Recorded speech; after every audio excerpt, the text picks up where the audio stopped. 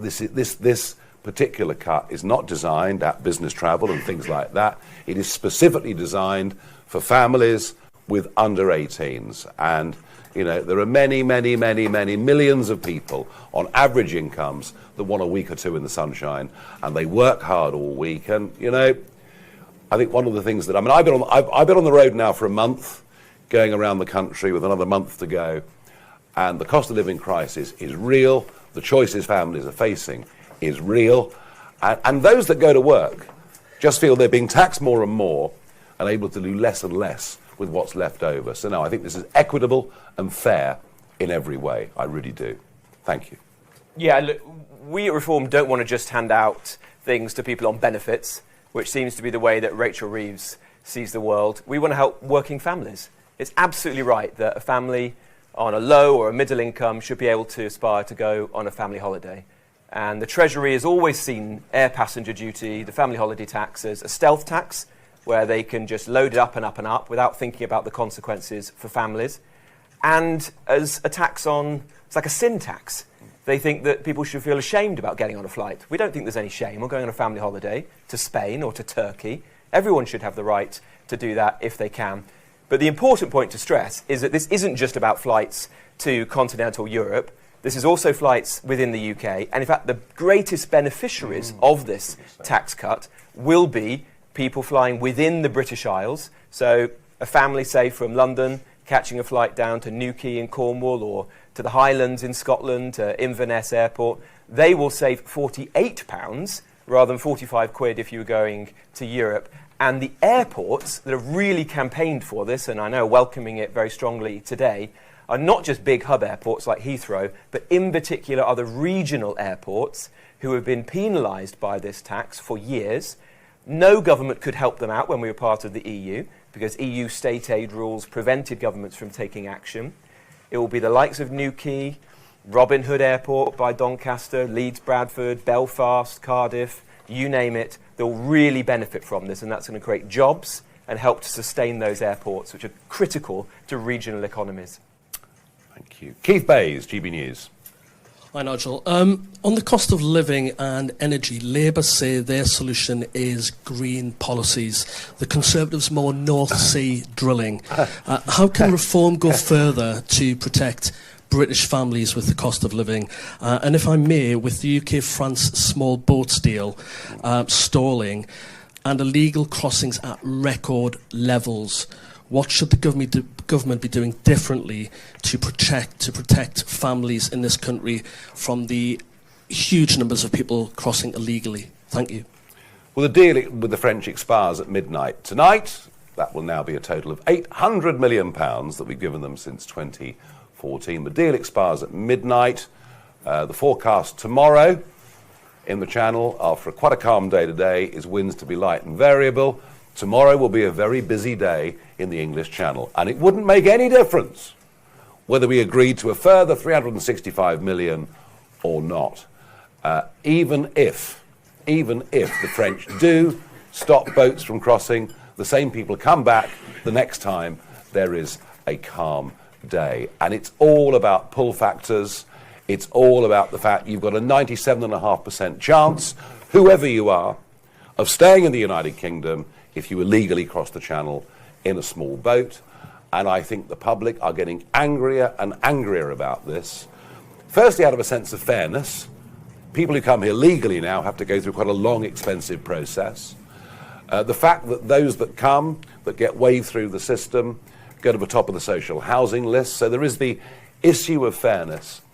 And I would say that, not a week goes by when we don't read of some genuinely horrific sexual assault committed in this country by young men who come from cultures in which women are not even classed as second-class citizens.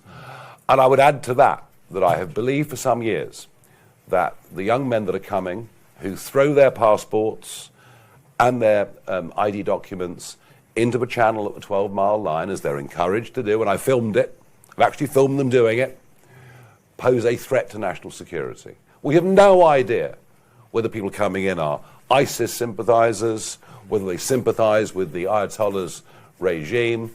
And frankly, the only way to deal with this is to detain and deport. It is the only way. I have spoken to Jordan Bardella, who is the short odds-on favourite to be the next French president, and I've said to him that if necessary, we will tow the boats back. The Royal Marines will tow the boats back to the beaches of northern France. And he gulped a bit when I first said it. But then he realised if people know they can't cross the Channel, then the lives of those people living in Boulogne, Calais, Wimereux, all those towns in northern France, which frankly have become hellish over the last few years, would improve as well. So we are absolutely resolute. But none of this will happen. None of this will happen. All the while we stay part of the European Convention on the outdated European Convention on Human Rights. On the Labour point, well, it's green energy that's put bills up. We've been subsidising green energy for a quarter of a century and putting the subsidy for that onto people's domestic bills, and no one told them. No one told them, because everybody agreed. Everybody in Parliament agreed. And so you've had household bills 15 to 20% higher for best part of 2 decades to subsidise green energy. As for industry, it's been a catastrophe. The most expensive industrial energy prices in the world, 4 times the American average, although actually 6 to 8 times higher than what it would be in Texas or Chicago. The point I'm going to make again and again is that gas is not a global market price, it's very much a domestic market price because of the expense of liquefying, moving and regasifying. And so what Miliband has done is to lock in with the AR7 round very expensive electricity prices for the next 20 years with a proposed massive development of North Sea wind. And the one thing you can say for 100% certain is the more you rely on North Sea wind, the more you need plentiful, domestic, cheap gas supply to back it up when the turbines don't blow. So we're getting this wrong on every level. Miliband says it's a mixture of nuclear and renewables, but it's not, because nuclear produces 24/7, 365 days a year, baseload power. They haven't got a clue what they're doing. They don't understand how commodity markets work, and it's a disaster. As for the Tories, who killed the North Sea? The Conservative government. They're the ones that put 75% super taxes on North Sea exploration. Some estimates say that's cost us as much as $50 billion worth of investment since that was done. And bear in mind that the Norwegians last year, on their half of the North Sea, in some of the same fields, launched 49 new drill sites, and we launched 0. It was the Conservatives that forbade the development of onshore gas, which, by the way, would be even cheaper still. And it was the Conservatives very reluctant to issue any new licences in the North Sea. So for Kemi Badenoch to say, get Britain drilling, I mean, she was the high priestess of renewables and green energy and net zero policy. I would just recommend to people, don't believe a single word they say, judge them by their actions, not by their words. Very good. Very good. Right, we'll move on. And thanks, Keith, for your 5 questions. Rhiannon James from the Press Association. Oh, there you are. That's an improvement. Hello. I wanted to ask you about the grooming gangs inquiry. We've had the terms of reference published this morning, and I just wanted to ask you both what faith you have in the inquiry that it will deliver for victims. Absolutely none. Absolutely none. I mean, I've wanted a national grooming gangs inquiry. I've done everything I can to try and push the government into it. The problem is, you know, any third-party inquiry is a waste of space unless you can subpoena police officers, social services, civil servants, who were all part, you know, of turning the collective blind eye. And I think everything this government has done on this issue is an attempt to literally kick the can down the road, to not fully open this up. And you know, I am in touch with quite a few of the victims of this. In fact, 1 or 2 of whom want to be candidates of ours as we go ahead over the course of the next few years. And they're very, very angry that they've never been taken seriously, right, in some cases from the age of 12 or 13 years old, up until the present day. I have no confidence at all. And I think this, and frankly, I think, especially since the Gorton and Denton by-election, we see government policy being dictated by their fears about this growing sectarian vote that is there in our inner cities and in too many northern towns, and fear of this leaching off to the Greens. I think it's even affecting our foreign policy as well. So I'm sad to say, no confidence whatsoever. It's also interesting to note that it isn't just in this country that we look upon this with shame. The rest of the world looks upon us and shakes its head. How on earth could we have sunk to this? Thank you. Robert? Well, yes, you can remember that the Labour Party voted against an inquiry over and over again in the House of Commons. They wasted the entirety of last year, in which they didn't seem to be able to get this up and running. They got all sorts of other inquiries up and running, some very fast, and are now rushing to implement their findings. Not this one. They struggled to find people to appoint. The people that they were appointing didn't have the confidence of the victims. They didn't choose a judge to chair it, who might be better at scrutinising some of the individuals who have to go before it. What is the logical inference to draw from this? It's that they don't really want to get to the truth of this. They're worried about what they will say, particularly about Labour councils in some parts of the country where this has been very prevalent, places like Bradford, for example. And they're worried about, exactly as Nigel said, this Islamist sectarian vote that they've become ever more reliant upon. And let alone the truth finally coming out about London, where there's been every attempt to say nothing to see here, and yet just little piece by little piece, more and more evidence gathers of young women being trafficked to London, frankly from all over many different parts of the country. Thank you very much indeed. Let's go to Martin Brown, Daily Express. Thank you. Just could I get your response to reports this morning that Donald Trump might end the crisis or the conflict in Iran without securing the Strait of Hormuz, or do you think he should see it through to the end? I don't think we should take literally anything right now that Donald Trump says or is said about Donald Trump. I mean, the last thing he's going to do, or the last thing his colleagues in the White House are going to do, is to give the Iranians any idea of what their true intentions are. And frankly, I don't know. Was it to remove nuclear capability? Was it aimed at regime change? I don't think any of us quite know the absolute truth about that. I think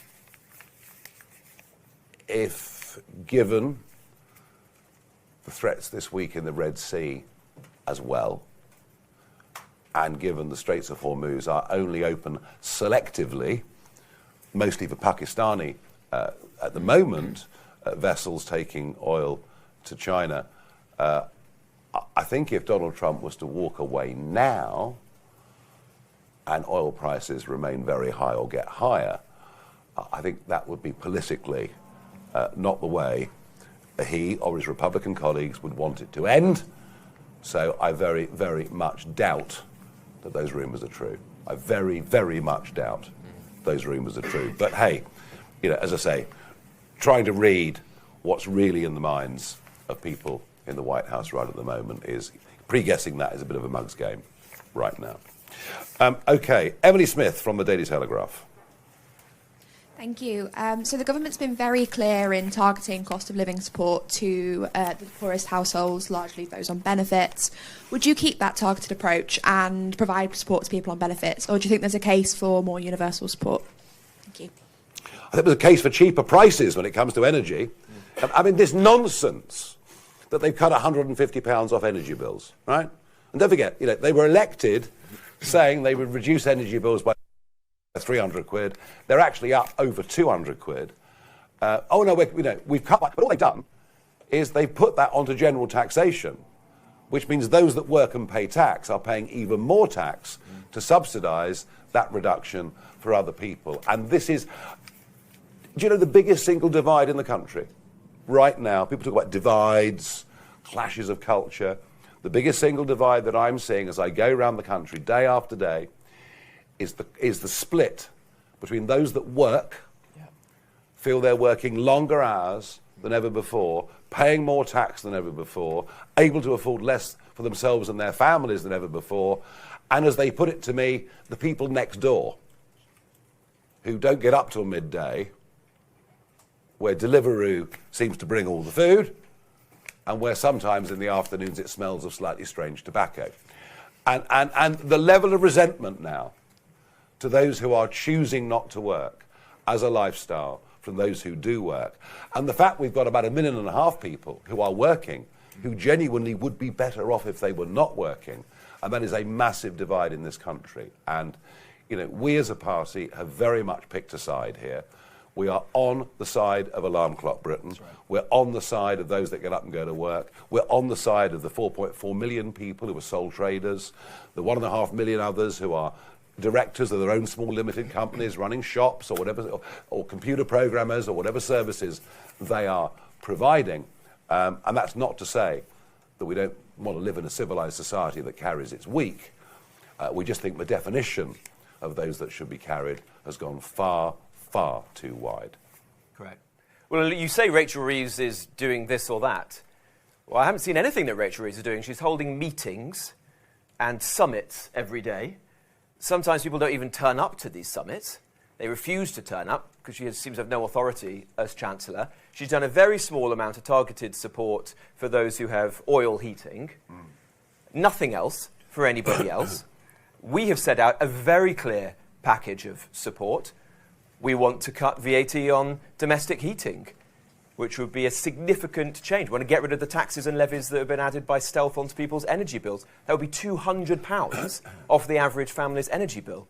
We want to have an emergency cut in VAT on fuel at the pumps, as many, many other countries around the world have chosen to do, and more seem to be doing every passing day. And we've said to Rachel Reeves, accept the inevitable and scrap this increase in fuel duty that's coming down the line in September, and which she'll have to legislate for by the end of the spring if she wants to do. Those are some practical things that we could do now. And what we're proposing is fully funded. We're not just going to borrow more. We're not going to do what Liz Truss did the last time around, where it led to a lot of concern in the international markets. We're actually going to cut public spending on the things which are obviously not in the interests of working people in this country, like paying benefits to non-British nationals, like putting up asylum seekers in hotels, the net zero subsidies that we've been talking about today, and above all, by cutting welfare. No more access to PIP for very mild mental health conditions like anxiety. Exactly as Nigel said, we've chosen a side. We're on the side of working people. We want to cut the waste that's particularly being spent on welfare at the moment and use that to cut taxes where we can and to bring down people's bills. That's Reform's approach. Yeah, and Robert's led the debate on this. The Conservatives are now following, and in time Rachel Reeves will U-turn. There's a prediction for you. And on the general cost of welfare, you'll be hearing more from us in the coming weeks about the true cost of the Boris wave. Yeah. And it is genuinely horrifying.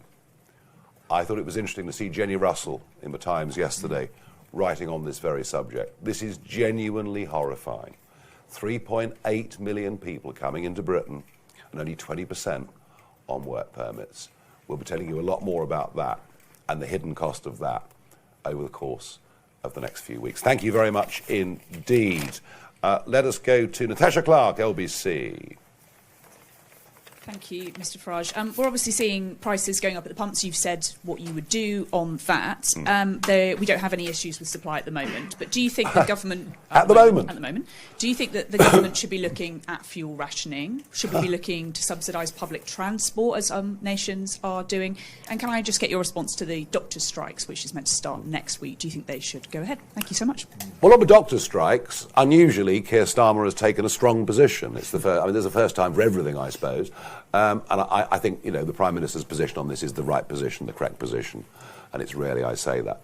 The fact you even ask a question, the fact that at number 10 yesterday there was a debate going on about whether we might need energy rationing in a country that most geologists would agree has 10 billion barrels. Think about that number.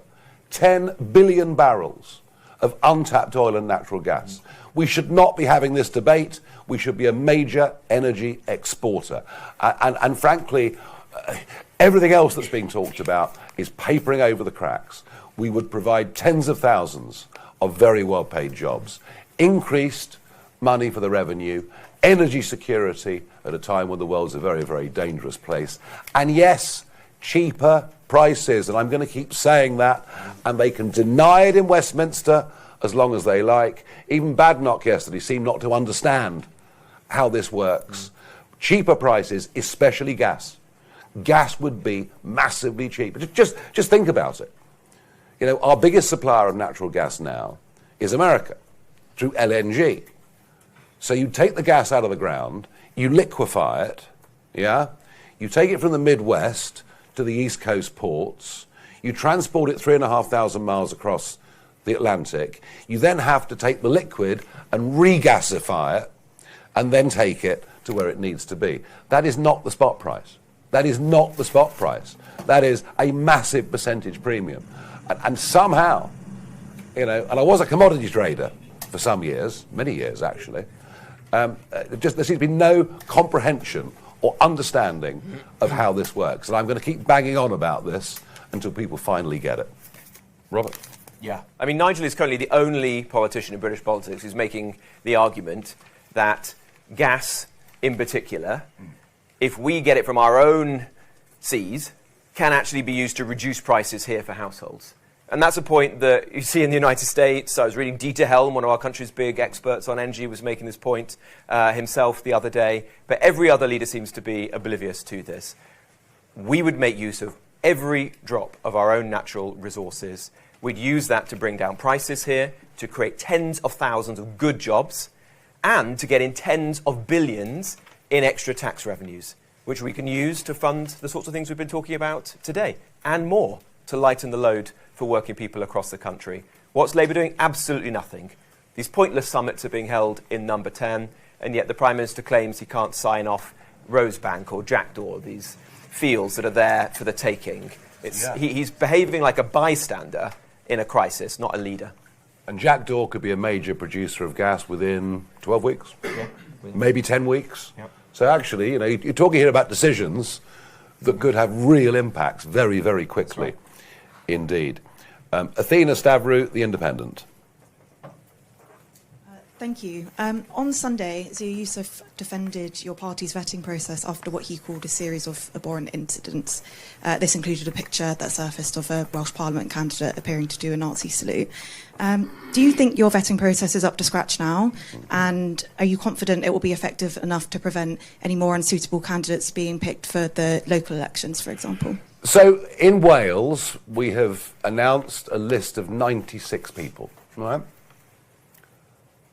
And of course, there is more scrutiny of our candidates than there is of any other party, because we're the new kids on the block and we're the challengers to the established order in this country, the first serious challenger for 100 years. So we get it, we understand it. You know, we vet people, we ask them to tell us the truth, we ask them for their social media handles, we do all those things. Sometimes people lie to you. And they might be using social media handles that you have no way of finding, just as one example.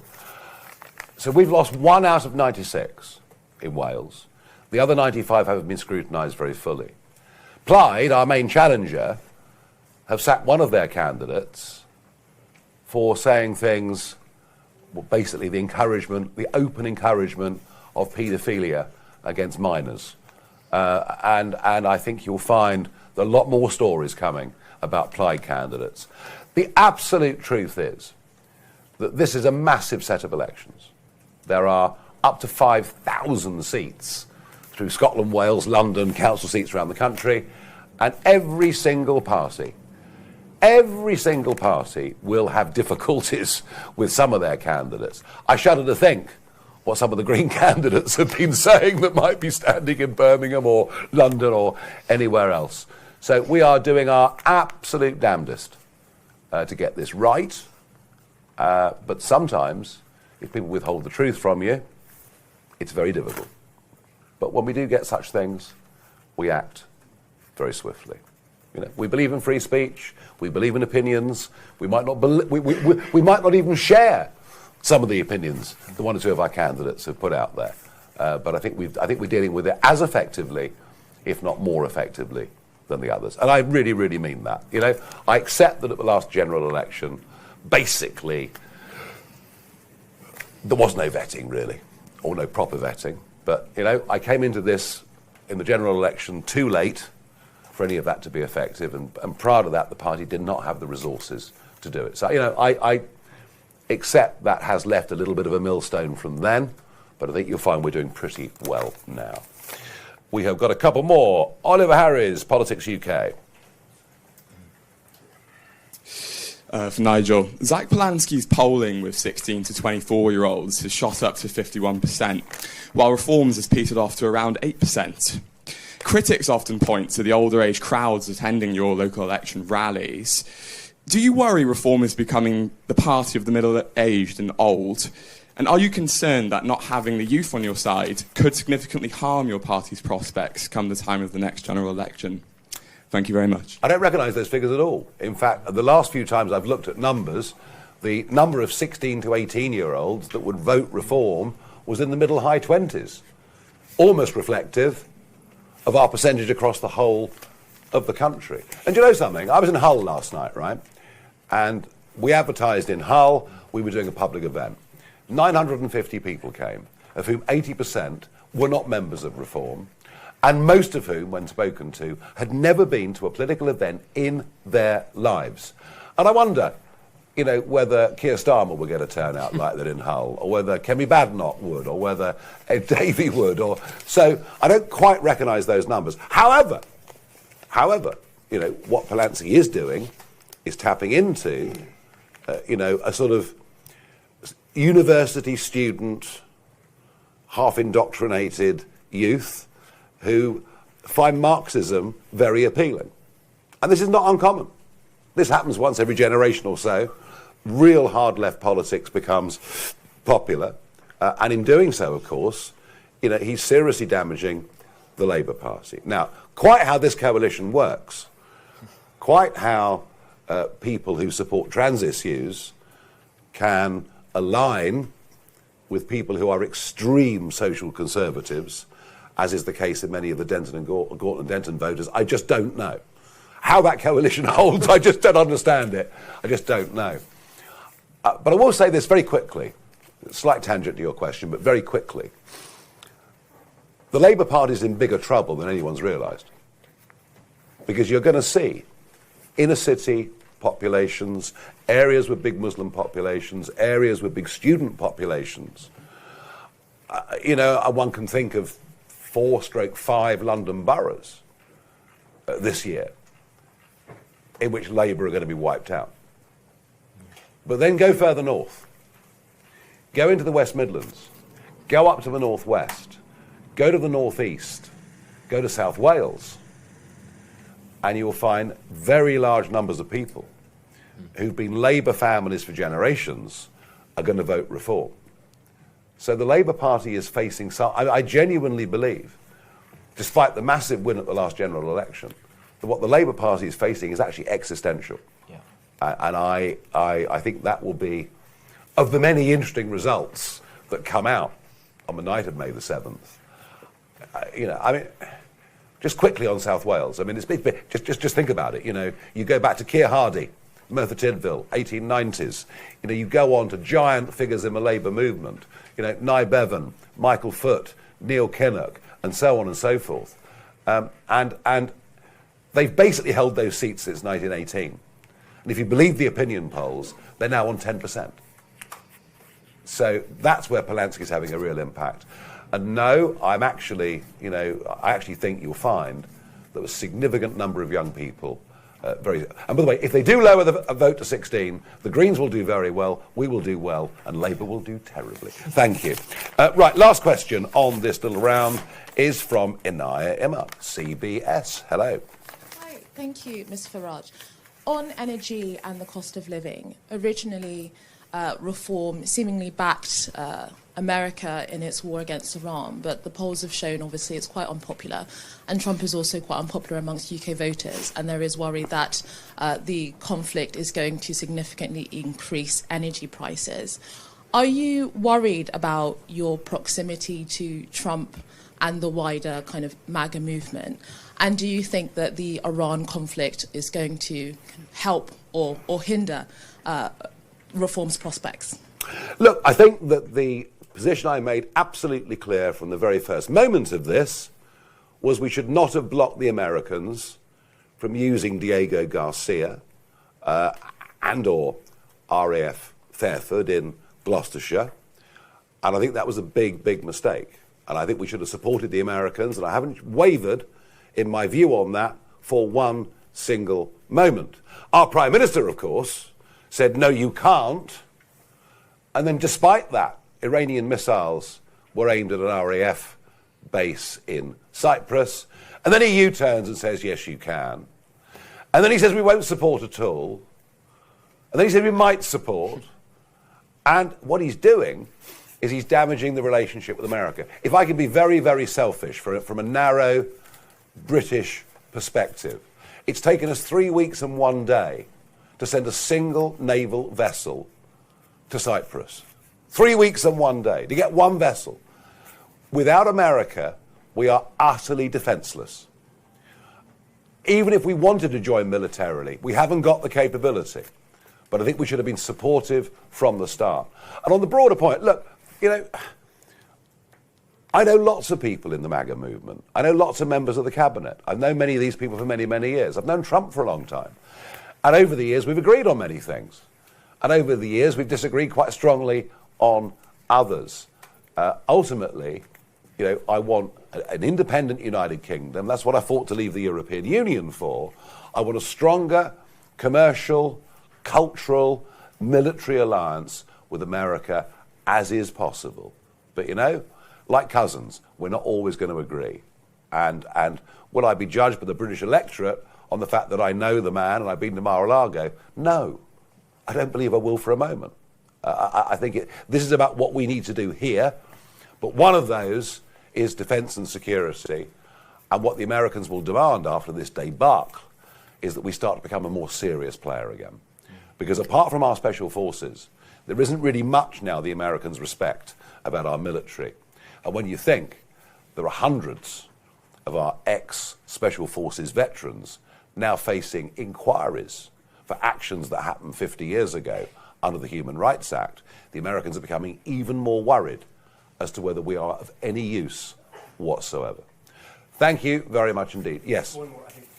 You weren't on the list. Yeah, it's my fault actually, not Henry's at all. Ben Quinn from the Guardian. You're doing your bit as committed good Europeans today for this attempt to sort of keep links with the continent alive. What would a reform government do in relation to the youth experience scheme which Britain is currently negotiating with Brussels, which is designed to allow tens of thousands of Brits and Europeans to work and come to and fro? Oh, no. Would you repeal that, or if it was agreed, or how do you feel about it? No. This will always be one-way traffic. There'll always be 3 to 4 times the number of Europeans coming to Britain as Britons that choose to go to Europe, as Europe isn't actually very sexy anymore. There are more exciting parts of the world to go to on gap years or for short-term work. Somehow, Frankfurt these days just isn't that appealing. I worry hugely that the Spanish have made the catastrophic error of just granting 500,000 people, mostly young people, total amnesties without a clue who they are, what their links to terrorism may or may not be. And we are living in an age of increased global insecurity where national borders and protecting national interests matters more and more. And I think the Youth Mobility Scheme falls at that first hurdle, if at nothing else.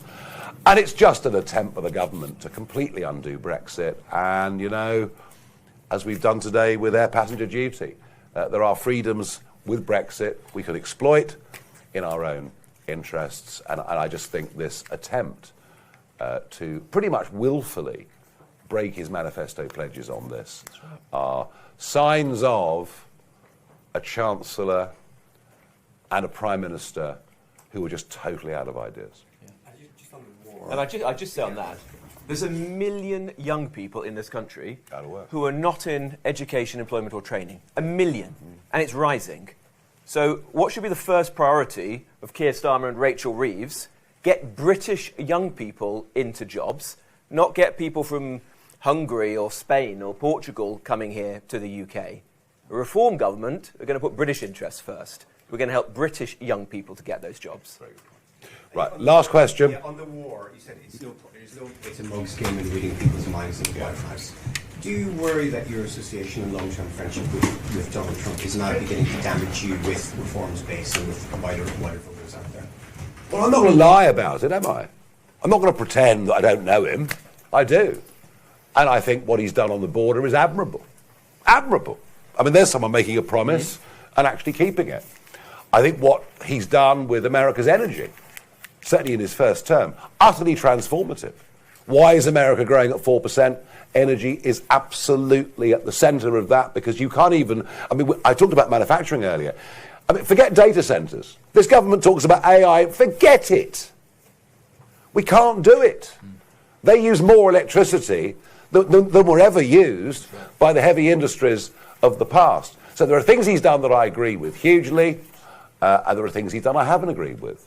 And the American and the British public can judge that. But you know, he is not dictating policy to me. I'm dictating policy to me. But I do genuinely believe, as I said earlier to Anaya, I genuinely believe that the economic, the cultural, and the military linkage between our two nations is absolutely vital. And I'm going to repeat the point. We'll finish on this point. Without America, we are defenseless. Defenseless. So getting that relationship right is important. And that's going to mean a huge it's going to be Robert's headache, Robert's huge headache, but it's going to need a massive reprioritization of how we spend money, how we save money. But to have a Royal Navy that is currently inoperable is not a viable situation for the future if we want America to be an ally that will come and help us when we need it. That's right. Thank you, everybody. Thank you.